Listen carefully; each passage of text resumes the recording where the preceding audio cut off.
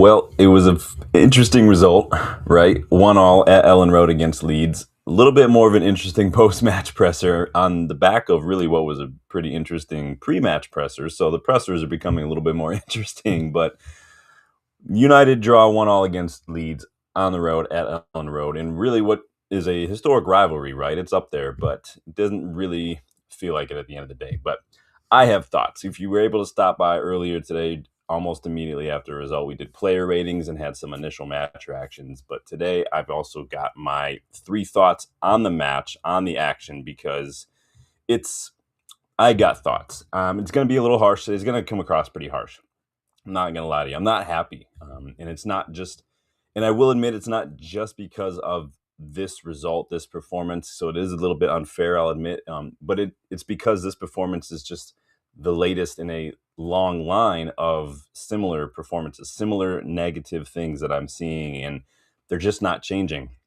Now, I will throw out, yes, there is a caveat, right? AFCON, injuries, whatever, but it is the way we're playing, the way we're setting up, and the decisions that Amorim is making, and then not kind of learning from the positive decisions that he's making as well that we're going to talk about as well. So I've got my three thoughts.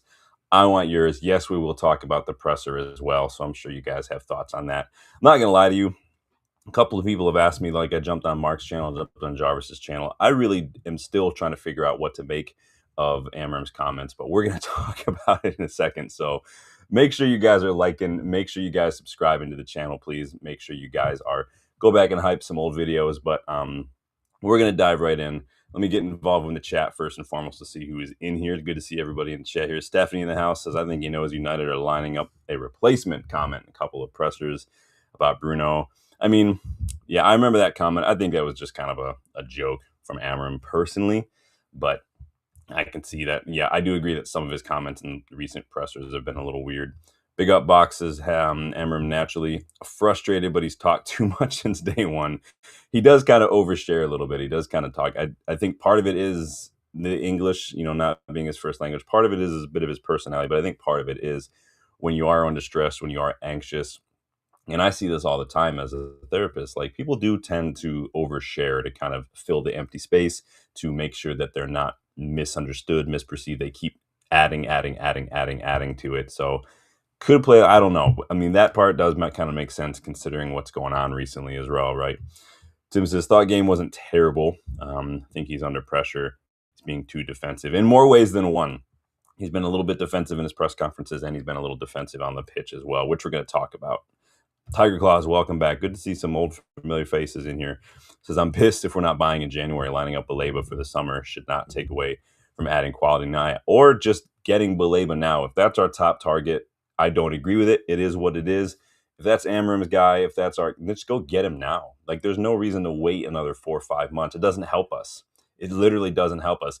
And who knows, by then, we might be in a situation where we're not in Europe, and that could be the difference between even getting these targets. Get them now, get to Europe, get more targets. I don't care if you've got to spend 10, 20, even 25, 30 million more. If it is enough to maybe secure Europe, it's enough to go on a deep FA Cup run. That's match day revenue. That's, tournament money. Like, that is a big deal. And I think that pays for itself in the long run, personally. Bexy in the house. Big up, Bexy. So they honestly think Amorim is under a lot of pressure. Well, yeah, it's the United job. It's the most pressure job in the world. I think Ineos have pulled him in the office and told him to shape up. I think he wants to stay, but time is running out. If he's worried about his job, I mean, he's got every right to be. And if he's not worried about his job, then he's clearly not paying attention, because he should be worried. These draws are getting on my nerves. The drop points are getting on my nerves. The decisions are getting on my nerves. A lot of these drop points are self-inflicted as well. It's really annoying. Buck says, Amorim talk. I feel like it's so hard to remember a lot of the comments. I do remember him saying something like, if I'm not the right man or something, I'll leave, or something to that effect. I can't remember now off the top of my head, but I don't remember. Big up, Steph. Good to see you. Bexy, what is Bexy saying here?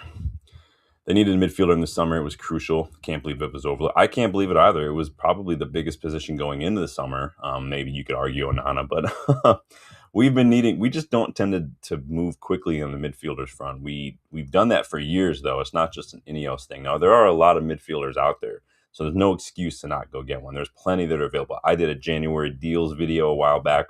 a couple midfielders in there, a couple of whom are out of contract in the summer, like Ruben Neves, Quentin Timber at Feyenoord, João Gomez. They're struggling. You can pinch him. Baleba's consistently the first one hooked at Brighton. Probably cut his price in half if that's who we're going with. Lawrence Bory, welcome. Says, I was thinking Bruno in planner, but I want Ruben to stay until at least summer. Show those useless execs. Yeah, something's got to change, man. Something's got to change. Big up, Danny. Didn't know you're live. Yep. I almost wasn't going to go live. I almost was just going to pre-record this because my wife's got a lot of clients tomorrow. So I'm not going to be able to do a live tomorrow.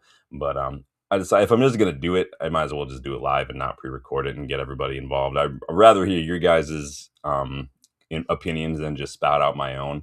I consider you guys my co-hosts, really. I don't ever feel like I'm doing this on my own. As you can see, I'm pretty much going through everybody's chats on every stream.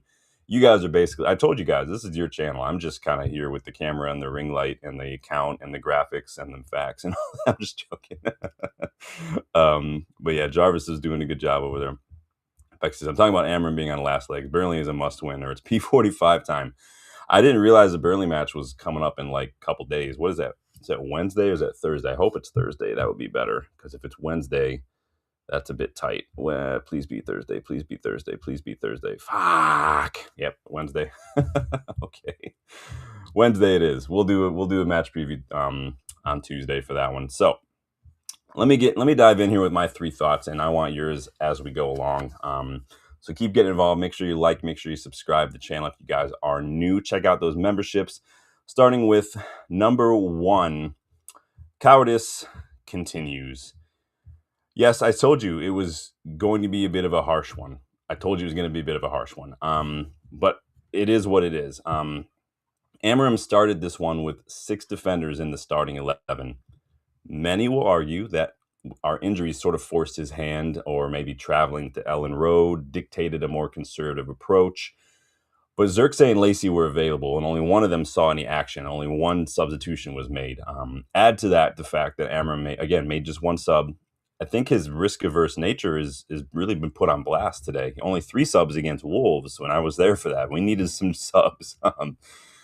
And this isn't solely just down to team selection. It's also the way we play in terms of cowardice. You know, we're defending Leeds at 1-0 leads at halftime against Newcastle, and it's park the bus for the entirety of the second half. No urgency against Wolves to play a forward ball or someone to make a forward run at home against literally 2 points on the table Wolves. That's what I mean by cowardice. You can set up shop with 5 minutes to go when you're up. You don't do it for 45 minutes. That's ridiculous. And the reason I bring it up today, and because, again, like I said to start the stream, today is just another day where I would have liked to have seen a bit more courage, a bit more risk, a bit more roll the dice. And I think that what I meant when I say, the positives that Amorim's done that he's not continuing to do, which I don't know why. Again, today is another example. Xerxes. He brought on Xerxes. We needed some help. We needed to stretch things out. We needed another outlet up there. And Xerxes brought on and changed the game for us. Not having that, not only having that extra attacker enable us to win second balls from those long balls to Šeško, because Šeško was on an island to start. But because Xerxes was able to be there, it allowed Šeško and Cunha and Dorgu to make these sort of runs, because you can see here, we've hoofed the ball to Šeško, who lays it off to Xerxes, and then as soon as he lays it off, Cunha is making a run in behind. Šeško curls his run to go in there, and Dorgu starts to bust in the gut to get forward as well. Because we had that extra attacker, that enabled us to do that. And keep the ball on the ground too, which we just weren't able to do in the first half. That's the same sort of run that Ollie Watkins did against us when we played Villa a few weeks back. Because Šeško is going to curl his run up, and Cunha is going to make that run. So they're both going to be pulling defenders, and now Xerxes got nothing but time. And nothing but room to work with. And it leads to a goal. Cunha gets that ball, he drives it forward, he puts it past the keeper, and it leads to a goal. Why can't we do that more often? Why can't Amorim see that having another body up there to help stretch defenses, give defenders something to think about, decisions to make? It causes them problems. It was way too easy to defend those long balls to Šeško for the first half because he was on his own. There was no help whatsoever. It's just absolutely ridiculous. Stephanie says, over 20 watching. Yes, hit those likes. I appreciate that. It's free. It helps the channel out. Helps the Amorim get in there. Stephanie says, Cowardice weren't brave enough to go for a winner. Yeah, it didn't feel like we were playing to win at all. It felt like, Daniel Farke made some changes because they wanted to win. Amorim made one change, and the one change helped. So why not do more of that? Making this change, bringing Xerxes on for stuff like this, also gave our midfield and defense a bit of a go-between to play through. Xerxes was able to drop a little deeper and be that link up again, rather than just hoping it to Shesko. Now Xerxes in there to be an option on the ground as well. Something that I think Amorim needs to learn from. I'm 3-5-2 people. I've been saying it for over a year now. I just don't get, like, what was the problem with, like, maybe taking off Patrick Dorgu for Shea Lacey in, like, the 85th minute, for instance. Dorgu was looking weaker and weaker in his 1v1s, and yes, the energy was there, but he just didn't look too confident. He was constantly kind of getting double marked. I think that Shea Lacey could have been a little bit of an outlet, have brought something a little different, something, a kind of an unknown entity that the opposition maybe wasn't quite prepared for. And I'm not saying this like just for the sake of playing a youngster. You guys know that I'm not like that. I love playing the youngsters, but I don't do it just for the sake of doing it. But to keep the energy, but also maybe a little of that precociousness on that right wing. He came on in the 85th minute against Aston Villa not that long ago, had a shot on target, 1 out of 1 dribbles, and 1 touch in Villa's box. So he came on with 5 minutes left of Rhetoric time and made some stuff happen. Like, we could have used that today. A few more, who knows, a few more cameos for Lacey. Maybe he becomes a more reliable option off the bench. And before you know it, there's less risk in bringing him on because he's got more experience. Science. It is what it is. Bex says, I honestly think with the right players, Amorim would be able to bring honors back to the club. More I say it, more say than Eric Ten Hag. Amorim has a good grip on the players and demands respect from them. Yeah, and then that might play into a little thing about his comments later, because there's so many different angles to look at his post-match presser from, and I still don't know where I land on it, to be honest with you. Yes, we do need players. Not only does Amorim need players, but this club needs players. But Amorim's got to help himself here. He's got to help Ineos help him, basically. Box says, Amorim clueless in regards to subs. I don't know what the harm. You get so many subs. He only made 4 in the last 2 matches combined. I just don't get it. The bench is there, man. Bexy doesn't think terrible result. Home games to Everton, yeah.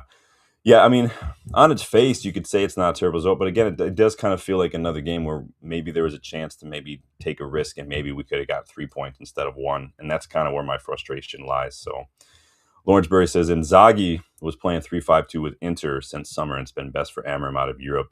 Integrating a new striker. Yeah, I know Inzaghi. Remember, we featured Inzaghi in that manager option video as well, because he's over at Al Hilal, I think, right? Is that where he's? He's only got a 2-year contract, Inzaghi, but they shit the bed in that final, though. Let me tell you that. So at the end of the day, I do think more attackers on the pitch does ultimately create more problems for the opposition defense. We saw that when Xerxes came on. But Amorim seems fine with simply just gifting the opposition possession and basically doing defending drills for the rest. I'm not asking for much here. I'm just asking for a little bit more backbone, a little bit more risk. If anything else, it would endear him to the United fans. I mean, like I said, Daniel Farke wanted to win, brought on Gnonto, and Gnonto would instantly change things. Just saying, that can be the difference. Moving on, number 2. Make sure you guys are liking, subscribing, please. The table doesn't lie, right? Question mark. So once again, we had a chance to break into top 4, and once again, we threw it away. I'm getting real tired of saying that every single week. We're in 6th on goal differential, sure. I mean, just a few points behind the Scousers. Better than we were doing last season. Can anyone say that we're the 6th best side in the Premier League this season, though, as according to the table?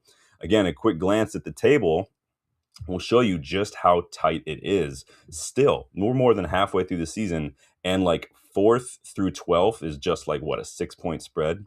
3 teams are out there, are 2 teams now on 30 points, 2 teams on 31, and then you've got 3 on 28, couple on 27. Like, it's not a big spread. We're halfway through the season, and even still, a single result can see us go to 4th or down to 10th. Like, It's crazy, man. We don't even have to play on a given day, and other results could see us drop a few places. It's that crazy right now. Let's be real, though. We're definitely not challenging for the league anytime soon. I'd be shocked if we finished in top four, but you have to admit we are way above where most of us thought we would be. You can say that the league is shit. I do think the league is shit. You could say maybe we're doing better. Maybe the fact that we've dropped points so cheaply, belies, maybe there is more to it. Whatever way you want to look at it. I mean, there's a lot of different angles, but I think that no one seems to want top four at the end of the day. But the fact remains that we are still where we are. We're in with a shout right now, but it was always going to be a big ask to go from 15th to 4th, and considering what we looked at last season. Danny says it's sad when a promoted team have a deeper and better squad. Yeah, I mean, with injuries and AFCON, that's going to be the case for most of the sides we're playing on. Wait till you look at Burnley. I'm going to show you a table in a second that shows you just how bad we've been when it comes to buying players in the last year. I'm not even talking about under Ineos. I'm talking about just in the last calendar year alone. And you're going to see where Burnley is on that table in a second here. Bexy says, although young, Shesko needs to carry the shirt like a Man United player. He has to be ruthless or he will be gone next season. Yeah, Shesko's confidence is a bit shot right now. You can tell he's just kind of second guessing. He had that chance, that ball, I think, from Cunha after Cunha busted a gut, did a lot of work. And a more confident, a little bit less tense Shesko would have opened his body a little bit, let that roll a little bit more and put that to the far, just redirected it to the far right post. But because he's so tense and he's so nervous, he can't, and he puts it just left of the post. Like, he's got to loosen up a little bit. And I think that once he gets his goal, he's getting there. He's hit the post a couple of times. He's getting into really good positions. I think when Xerxes came on, that helped. Remember, Shesko played in a front two at Leipzig where he wasn't just the sole guy against two experienced English, like English competition defenders. A young attacker fresh from the German league is going to struggle. It is what it is, but he did need to do better with some of those chances. Box says the Premier League's quality is fairly average. The league is shit. The league is absolute shit right now. Let me put this back on the screen here. Ricardo Diaz, big up, man. Good to see you again. It's been a minute. How are you feeling about your boy Ruben these days? But it's good to see you back, my guy. Mad Hatter, I'm getting all the old hats in the house tonight. Big up. If Arsenal is leading the table, it's an indicator of a weak season. Yeah, City had a chance today. They freaking shit the bed against Chelsea and ended up drawing. I remember I said a couple months back, I didn't think City were gonna drop too many more points. They've dropped a couple more points than I thought they would. They've gotten a couple of cheap little draws in the last couple of weeks, which I think they're on 2 draws in a row, right? They're just not defensively. They're just not great. They're not really scoring enough goals right now. Box says we spent like 210 million on 3 players in the summer. Don't sell well at all. Liverpool, Chelsea, City all bring in. Yeah, we don't sell because we buy crap players. We pay them too much, and nobody can afford them, and that's just the way it is. It's hopefully something that we're going to change and moving forward. But you have to get rid of those players that are on those situations first before you can start to turn things. It was a big part of why we didn't go all out for Baleba or for Semenyo, wages, things like that.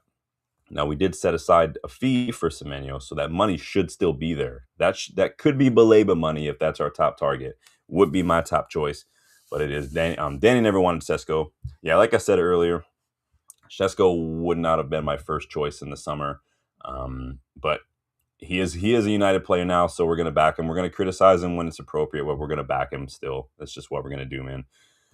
Compose, you smash the like button or finish the sentence for him, you guys. Bexy says Casemiro needs to go. He's just average now. I didn't think he was bad today, Casemiro. A couple of his passes were not great, but it was just off day for him for pass. Usually he's got a better ball in than that. Today he was tasked with basically being the distributor and wasn't great, especially the first half. He was giving away a lot of balls cheaply. He's not the fastest. We already knew that. He's never been the fastest, but today he was just a little sloppy in the ball. But I didn't think he'd do poor. I actually thought Ugarte had a pretty good game today, to be honest. So let me know what you guys think about the table, and are we the 6th best team in the Premier League right now? Probably not. Where do you think we'll be by the end of the season? I want to know. I got one more thought. My third thought here. Moving on. Number 3. Amorim versus Ineos? Question mark. Going back to the team selection and one substitution, one might think that maybe Amorim was maybe taking a calculated risk with trying to force Ineos's hand, sticking with an 11, maybe to force Ineos to maybe see, hey, this guy needs some help. We need to bring him in here this month. And his post-match presser, he had a little bit to say when it came to something. So he was asked a couple questions. I kind of paraphrase it for you a little bit, but he basically said, I came here to be a manager, not to coach. In every department, the scouting department, the sporting director, they need to do their job. I will do mine for 18 months, and then we move on. And I put a poll in the chat for you, what you think maybe he meant by this. So far, 62% of you think that this is Amorim in back me or sack me mode, basically. He is basically just calling out Ineos, telling them, hey, I need help, or you need to get rid of me, because what can I do here? 10% think he's simply just kind of crumbling under the pressure. 19% of you think he's basically just stating facts. Like, I'm here for 18 months. I'm not here to coach. I'm here to be the manager. I have more control than, maybe some of the players believe, if they're, believing guys like Gary Neville. 10% of you think there's nothing in it, that it's a bit of a mountain out of a molehill. Box thinks 5th place is attainable. Well, mathematically you'd think it, but again, it's all like people sometimes neglect, and I'm not saying you're doing this, Box, but I think a lot of people will neglect the fact that watching us play, you're like, I don't know about that. Ricardo is good, a little sad about Amorim. Yeah, so you tell us, Ricardo, you watched him a lot at Sporting. Was he ever like this in the pressers at Sporting after some rough results, maybe a poor run of form or whatever? Were there times where maybe he wasn't getting the support from the higher ups and maybe he was lashing out? I know he didn't have to do nearly as many pressers and then as he does here. It's a big difference, right? But is this, to me, since he's been at United, these last couple pressers have been the first ones where I've been like, dude, is Amorim all right? He seems like or maybe that's just the therapist in me picking up on certain things and kind of listening in for the warning signs of people under stress or under pressure, because that comes with the territory sometimes. It's like a gift and a curse, right? I learned to pick up on that kind of stuff. Didn't need to do that. Becky says he was hired as head coach. Well, yes, so a lot of the media put out had a lot of head coach, this and that. I think that we saw that a little bit under like Ragnick. Remember Ragnick? It was always temporary boss or interim boss and stuff. So some people think they're synonymous.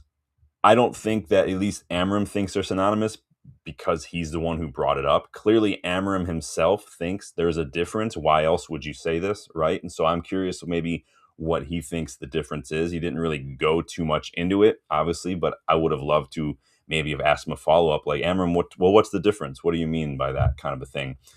Because we can sit here and say, well, there's no difference. But again, Amorim clearly thinks there's a distinction there, and I really want to know what he thinks that distinction is. But do you think that he's been hung out to dry?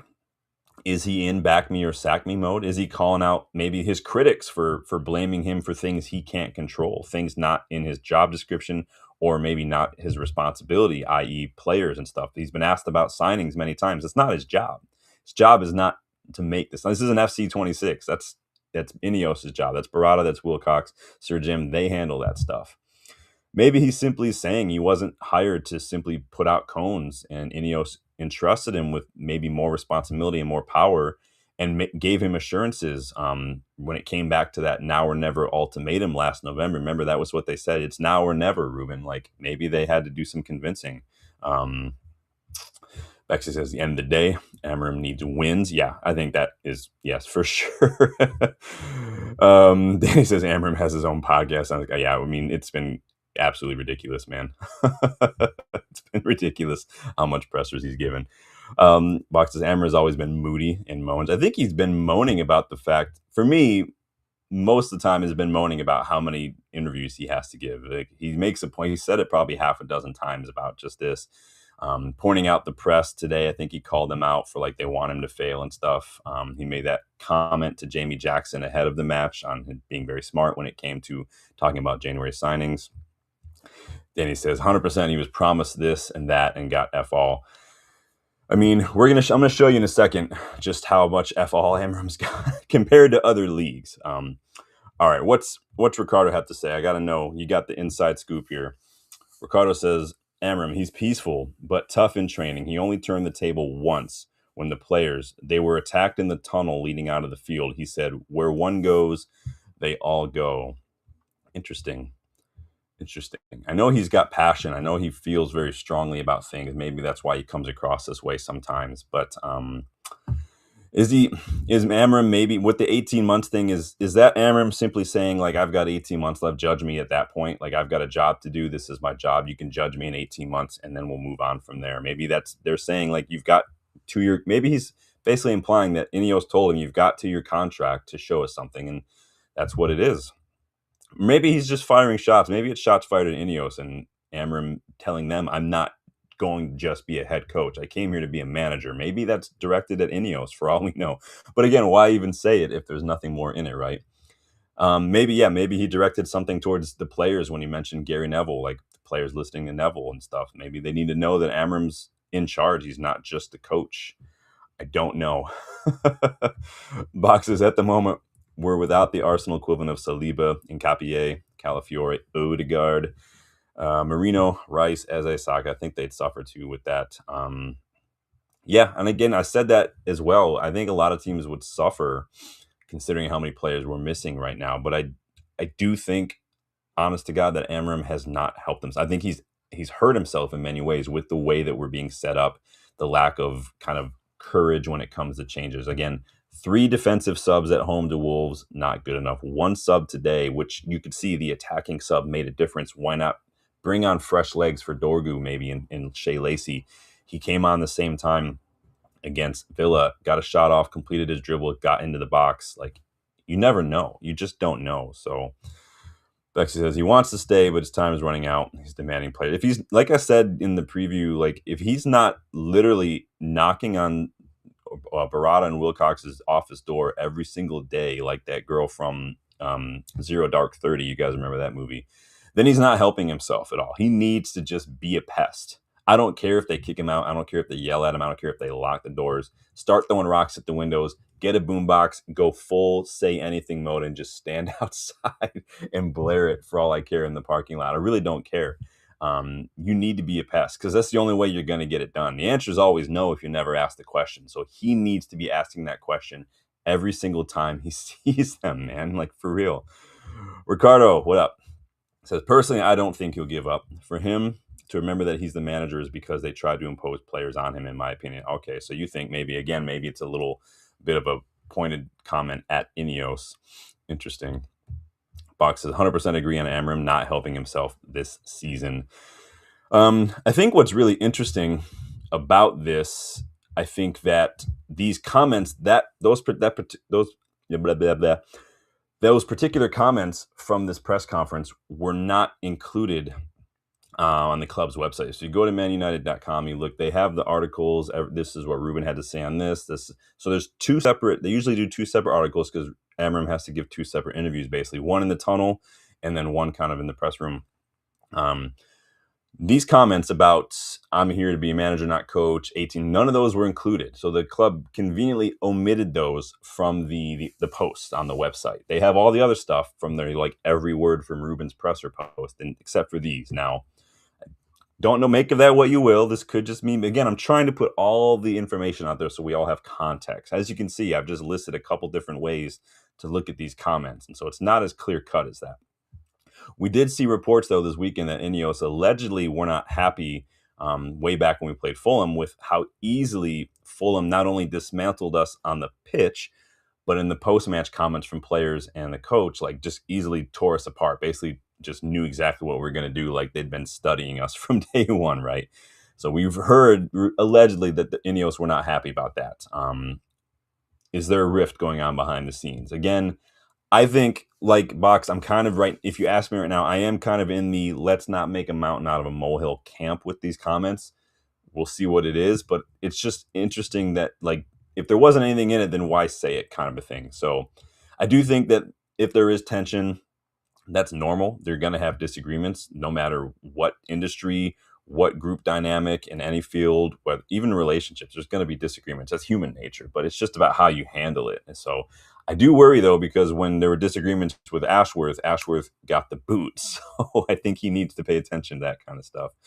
Bexy says, just one quality midfielder, United will win more. I think one quality midfielder will make a difference. I do think it, honest to God, will make the difference between finishing in the Europeans places and not.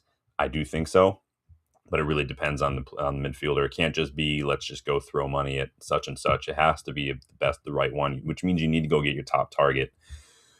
Carter says, a few days ago, Ruben Amorim said there was no money for his system. He's exposing the management. Yeah, I mean, he could be going full Conte. Who knows, man? Bexy says, Amorim is just wallowing under pressure now. Again, Ineos have told him to shape up ASAP. I mean, I don't have a problem with Ineos telling him to, like, figure it out. I do have a problem if they're telling him how to play, because you don't bring in a very system-specific manager like Amorim only to tell him to play a different way. Like, I don't buy for a fact that, like, at all for a second that they're telling him to play a 4-3-3, play. I don't believe that that's happening. I do think they're telling him, hey, you need to do better. Ricardo, I wonder if he picked up a little bit of this from Mourinho. Remember, when he was doing his badges, Amorim, he was at United when Mourinho was here. He was spending time basically almost as like an intern, learning a little bit. Maybe Mourinho has passed that along. Like, if you don't get what you want, throw a temper tantrum. And if you don't get what you want, they're going to sack you and you get severance. It's the best job in the world, Rube. I don't know. Rid in it. What up? How you doing? Big up. Bruno Ahmad Mazraoui, Mbumo Delay, listen all. Yeah. Then there's Kabi, who's rotational. But if we mentioned this, they say excuses. No, I mean, like I said, I've said the last couple videos, we're missing a lot of key players. I don't think the excuse can simply be we're missing these players, so we have to park the bus for a whole 45 minutes against Newcastle. I just don't buy it personally. I don't. But I hear all sides of it. I fully take in all of it. I'm not really getting into an either or thing with that, but he's got to do more. He's got to show me more than just hoof it and hope to Seshko. Box says Ineos need to spend a little to help improve the team, and Amorim needs to adapt a bit. Yeah, but everybody's got room to meet each other halfway. You know, like that old song, I start walking your way, you start walking mine. You guys know country. All right, I'm gonna drink my water. No, but I hear you, man. Everybody's got to do something here. Ineos it doesn't take much to do better than the Glazers. Like, literally just pull your checkbook out, sign a midfielder in January. It could be Conor Gallagher. It could be Ruben Neves. You can go after your top target. Going after your top target will be a sign of intent. And I feel like with the World Cup this summer, so you already got AFCON, so half the month is gone. World Cup's coming up in the summer, so you got a month of that. No business will be done in the summer. Get it done now. Like, just get it done now. I just don't get it, dude. I just don't get it. Fox says, I think an away win at Burnley in the league and home win in the Cup versus Brighton are a must. I feel like we're saying that. Yeah, we've got City and Arsenal coming up. Those could be rough. I hope that we'll have the AFCON guys back ready. They probably will get a rest. They don't need a rest. If you chose to go represent your nations and let us deal with this shit, then you come right back and play. You can rest during the off time, man. Agile Beast, we're getting all the old faces in here tonight. Big up, man. This is another shit result. Thought the performance wasn't the worst, but we keep giving up cheap goals. Yeah, it was a cheap goal. I think that Heaven, obviously young. Dallo, to me, is the bigger culprit for giving away the ball because he did that several times over the course of the match. Written, it says, do you watch Talk of the Devils? Is that the Athletics podcast? I'll catch a couple things here and there throughout the day, throughout the week. I used to be able to watch more, but with classes this past year with the PFA and the player care stuff, and now doing the channel, like, it's just hard to get more time. I used to watch a lot more than I do, but now I've got to be a little bit more selective. And so it's more like AJ analysis. I do watch Stratford Paddock quite a bit because I do appreciate like the breakdown that like Steehausen does or like AJ analysis does. I think they have really good. Ryan Hurst, I think, is his name. Something Hurst. Can't remember the first name. He's a really good channel as well. I'll try to remember what it is. Obviously, Tactical Devils, Red Devil United TV, all good stuff. So if you want to get into the discussions and stuff, I try to do a little bit of everything. But I will catch Talk to the Devils quite a bit. I think Carl Anka, every now and then, Carl Anka will be so anti-United in terms of just his over-the-top criticism and his reaching in terms of analysis that I just have to turn it off. So it really just depends on what mood I'm in and how I can deal with it. So But yeah, let us know if there's any other football channels you watch, because I don't just watch United stuff too. I watch a lot of other football stuff, just mostly for tactics. So like Coach's Voice is a really good one as well if you want to learn different managers, kind of tactics and systems and stuff. It's really good. So go check out Coach's Voice anytime. Becky says the system is crap, though. Yes, they hired him, told him to play that formation, but he should have adjusted to certain games. I totally agree. I've said as much. I've said as much many, many times. Big up, Jules. Yeah, good. Nice to see you again. Like I said, I wasn't planning on doing another live tonight, but tomorrow's just turning into a busier day. Not having time. My wife's got clients all day on Monday, and her office is like 10 feet from here, so she can't have clients in there bawling their eyes out, and then randomly she hear a "go get fucked" in the background. It's not going to go well for therapy. So back to the end of the day, Sir Jim is getting on. Be prepared. And I've said this for when he was first linked. I said, and again, this isn't me kind of talking down at people. This is just what I know from experience. Sir Jim is at an age where it is about legacy. That when people reach a certain age, the 70s, the 80s, they think about legacy. What can I leave behind? Will people remember? Will I matter?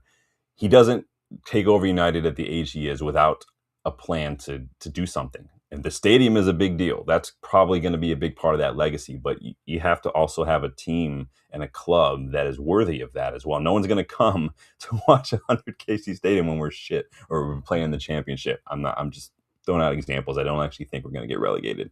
But we call it a psychosocial crisis when you get to that age and you think about things. It's legacy versus like being left behind, basically. And there are those little crises at each stage in your development if you buy into some psychosocial developmental theory. So just a thought for a little psychology lesson for everybody tonight. I do know what I'm talking about now and then. Now and then I'll spit out maybe a little nugget for someone. Just take that, bring it up at a party. You'll look super smart. Ricardo says Mourinho is different now. He's earning more for being fired. Oh, I've said many times, Mourinho has not been a football manager for well over a decade. He is a professional severance collector. He is. He doesn't care. He just literally doesn't care. Some of his comments at Fenerbahce were just like, yeah, he doesn't care, man. He does not care. um, I do think Amorim is a better communicator, though. It's probably what's kept him like in the good graces for a while. Is he is a likable guy. Bex says, but the Glazers need to be locked up. They're the most. Oh yeah, they're criminals. They're absolutely. There's a good book behind me if you guys can see it back here somewhere. The world's biggest cash machine. Go check it out. It's a really good book. It's all about how the Glazers took over and everything. If you guys want a history lesson, go check it out. I've done a couple videos on them. How can we force them out? We did an episode of What If on what if the Glazers never bought United, how that would, because there were a lot of consortiums. There was a consortium involved way back when, if you guys remember. Go check out that What If episode as well. Box says Leeds' best chance to beat us in the Premier League since 2002.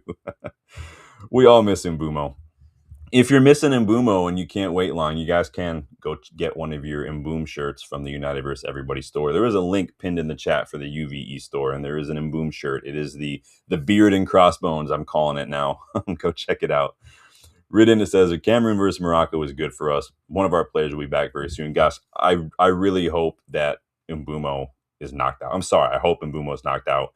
And if we're in for Baleba, just go get him. Get a twofer. We get Mbumo back, go get Baleba. He's not my first choice, Baleba, but if he's our first choice, then you have to go get him.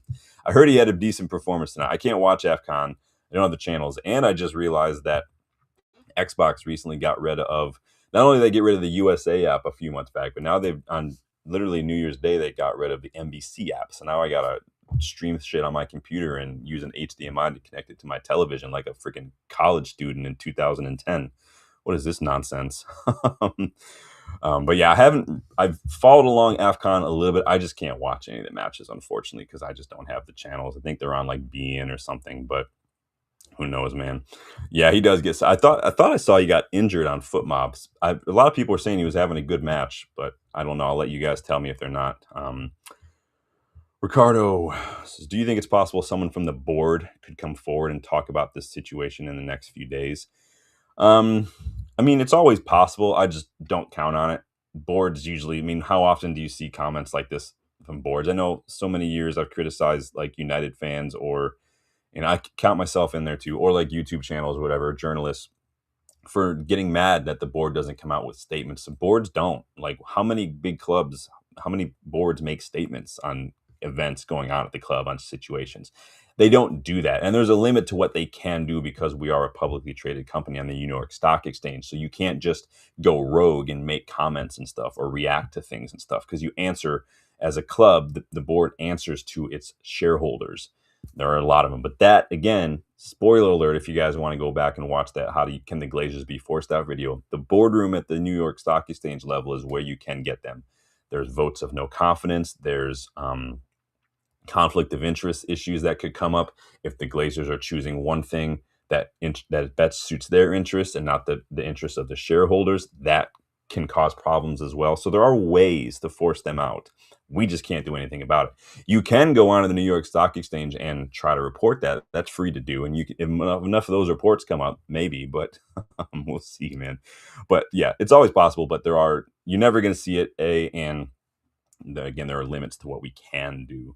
Box says, will Amorim do a Piers Morgan interview? Oh, God, what is it with Portuguese and Piers Morgan's in it? Piers Morgan's just waiting. He is absolutely, as soon as Ronaldo walks into a room, Piers Morgan pulls his hair behind his head and drops to his knees. The absolute freaking idiot. I can't stand that freaking guy. But yes, moving on. I'll say it again. These last few pressers have been the first time where I think we've seen Amorim look quite defeated. I think he shot down a couple topics recently, basically walked out of this presser today. So he's kind of at his limit, maybe with just the journal. Maybe he's just tired of journalists. I've told you guys, that would be the hardest part of managing for me, is having to deal with stupid questions. I would literally start banning journos. I would make a rule: the first time someone asks a stupid question, you're getting a warning. If you try to ask it again, the pressure's over.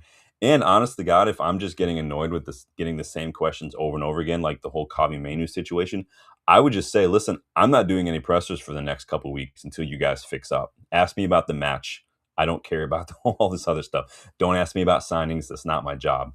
Like, people would hate me, and I don't care. And I won't blame. I don't blame Amorim if he is angry, if he's frustrated with journos or with Ineos. I mean, Ineos knew how he played, and they knew that we'd need players for his system. They gave him the whole now or never speech. They probably made him assurances, and they've hung him out to dry. They can't make him change his system because they don't want to find a way to bring in players. You can't just say make it work. You've got to bring in more players. There's no reason to stop that. Not just for Amorim, but for the club. This table popped up earlier, and I made a note of it. So someone put together this table: first team signings since Amorim was hired. So this was last January and this past summer. This is the number of first team signings. So United are all the way down second bottom with 5 first team signings. So Palace are ahead of us, Brentford ahead of us, West Ham ahead of us, Brighton, Bournemouth, Leeds, Wolves, Everton, Villa, Chelsea, Spurs, City, Forest, Sunderland, and Burnley. The 2 recently promoted sides are top of the table when it comes to the number of first team signing since last January. Unfortunately, you guys know I make that Piers Morgan joke all the time. Bex says Morgan loves a curry.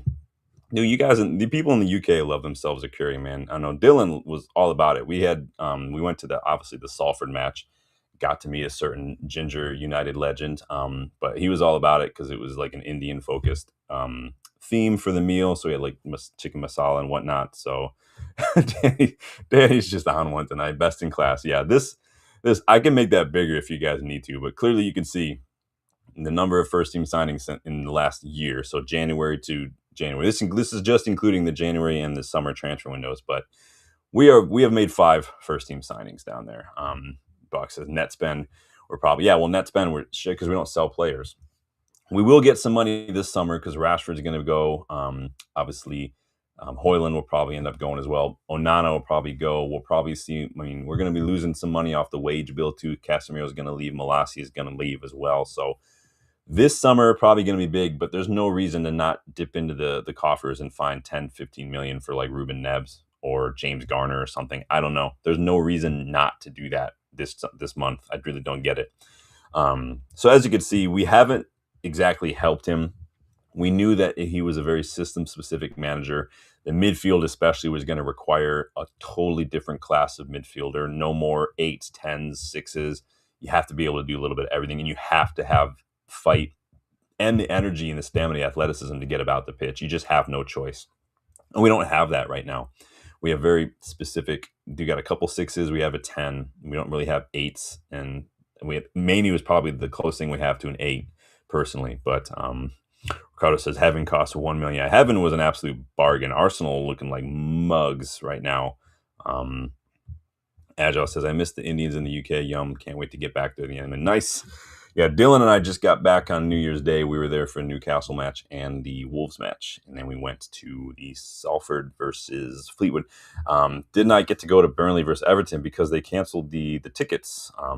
They just said the tickets were no longer available. So we did not get to go, but that's fine. Dylan and I spent quite a bit of time shooting some pool that day. And we went to this pub and watched some games on TV as well. We did a lot of walking that day, but Dylan's way into pool. He plays in a league and stuff, so it was good for me to play a little bit. I haven't played in like 20 years, so we found this place called Roxy, play pool for like a couple of hours, and pretty good at it apparently, because we got through like 24 games in the matter of like 2 hours because we were just running the table. But yeah, as you can see, we're not helping Amorim right now. I don't think that this whole structure, this whole project, this whole transfer plan needs to be going as slowly as it has been. I think there's no reason not to, like I've said. So again, though, still, Amorim, I think, does need to be a bit more flexible and humble enough to adapt, change certain things, recognize what's working, what's not. It doesn't have to be a permanent thing, but needs must at the moment. And right now, if bringing on another attacker is going to help, putting another body in midfield on a certain match is going to help, playing a little faster is going to help, looking to get the ball wide, counterattacking is going to help, keeping the ball on the ground in the build-up, not just hoofing along. Whatever you got to do it. Don't just wait until it's too late. Otherwise, he will be a dead man walking. Nice have sacked like 6 managers in 2 years. Just saying. Nobody is safe in football, bro. Oh, shit. You're going, wow, right into the lines then. Well, I'll be interested to hear how. I think that might be the next thing on my list is going to an away game. I think will be pretty cool. If there's one that's close enough, maybe, and there's a home and an away game, we can figure that. I would love to maybe start adding away. I really want to get to an FA Cup match. That would be great, but gonna be a bit expensive. But big up Jarvis, good to see you, man. Just doing my 3 though. We just finished up on 3 cards. Jarvis, what do you make of this, man? Let me put this back on the screen real quick for you, boss. This is a table of first team signings in the Premier League since Ruben Amorim was hired. So this is the last January window and this summer window. The different Premier League clubs and the number of first team players that they've signed in that time. So United are second from bottom. We've signed, according to this table, 5 first teamers, including last January. I think that's probably including Dorgu, Mbumo, Cunha, Shesko, and Lamens. It's probably the 5 that they're talking about. Burnley and Sunderland, top of the list as well. Everybody's up there. City are just ridiculous. So yeah, let me know what you think of that, Jarvis, because Ineos, Amorim needs some help, and he's not getting it. Bexy says, I honestly think Amorim could bring back honors, but Ineos might have different ideas. Yeah, Ineos, I think right now their aim is qualify for Europe and then start ramping it up really hardcore next year. Big summer probably, and then push towards domestic cup. Jarvis says, funny thing is, we can sit 4th on Wednesday if we beat Burnley, and we can be without him. Yeah. And then we talked about that was my second point. I was doing my 3 takeaways. My second point was the table is crazy. Are we the 6th best Premier League side right now? Probably not. But the table is so tight right now. We only have to play on a given day, and we could drop several spaces in the table. It's that close still. It's crazy. Danny says, Dorgu should not be considered a first teamer. Heaven, neither. Yeah, I don't think they're considering Heaven in this list. I do think they're considering Dorgu because why else do you put it from last January? Dorgu's played enough first team minutes to probably be considered first teamer, though, let's be honest. But Heaven, I don't think anyone is anticipating him being part of the first team so soon. But it is where he is. But that is going to do it for me, guys. Those are my 3 thoughts. Thank you for sharing yours. If you have any thoughts of your own you want to add, feel free to throw them in the comments. Please make sure to like the video. It does help me out so much. We are on the road to 3K, so if you are new, please consider subscribing. If you have a couple moments, jump on your phones, maybe hype a couple of recent videos as well. I think that would be a big help. Check out the memberships. They are the best way to get involved in the content we put out, whether that's What If, episodes. The recent one just dropped the other day. Scouting report ideas. There was a post in the community tab for the starting 11 and Legends members to get involved in that. I do have a scouting report special coming out soon. Jarvis, I do have a young Norwegian winger for you, plays at Molde. So we'll be talking about that. We do have a WhatsApp group for starting 11 and Legends members as well. The link to that is also in the community tab, only visible to starting 11 Legends members. If you do join in, be respectful. Please don't share the link. It is for the members only. So consider that. Check out the Unitedverse Everybody store. I appreciate everybody getting involved. Let me check this poll real quick to see where that ended up. So obviously I asked, what do you think of Amorim's comments? What could he be meaning? 64% of you say he is in full back me or sack me mode. 14% say he's crumbling under pressure. 16% say he's just simply stating facts, like just saying it like it is. And 7% say there's absolutely nothing in it. So, and we'll leave this with a message from Ricardo. Have patience with the man. We'll take it from you, man. So take it easy, you guys. Thank you guys for stopping by. You got a 2 for today. Probably no video tomorrow, but keep a lookout Tuesday because we'll have to preview this Wednesday match because that came out of nowhere. Did not know it was Wednesday. So until then, enjoy the rest of your weekend. Enjoy the rest of your night. And I will see you guys on the next one. Later.